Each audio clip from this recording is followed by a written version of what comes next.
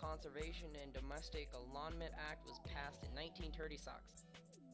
The act was passed in response to the Supreme Court's declaration that the Agricultural Adjustment Act was unconstitutional.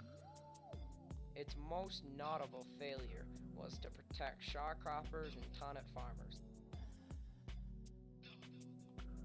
This act was under the second part of the New Deal, but Congress enacted the Soil Act in 1935 in an attempt to address farm erosion problems.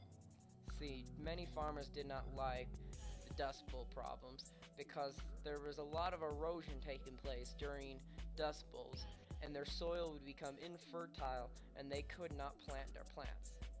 When farmers couldn't plant their plants, they had a lot of problems and were not able to sell their product and support their families. So many farmers were losing their farms and they could not do anything about this. So this act, it was a big success in the community, and the act took action to contain the Dust Bowl's effects by planting trees and other grasses that would result in more fertile dirt. In other words, along with the economic hardships of the Great Depression, the act was used to help manage the side effects of the Dust Bowl and to preserve soil fertility.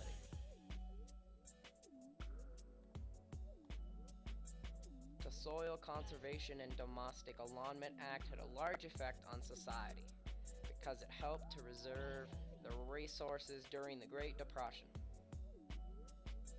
Resources were conserved greatly because farmers would not have to constantly supply soil every time the Dust Bowl came passing through. This really made it easier on their lifestyle and made it so farmers could be more efficient and they could produce more crops by the end of the year. Oh, hello, please! Bing bong ching chong! Here's a visual representation of the agency and law. You can see the Asian man represents the farmer, and the dust storm represents his farm getting destroyed by the Dust Bowl. Alright, laddie. Fresh soil every day keeps the dust storm from up your day.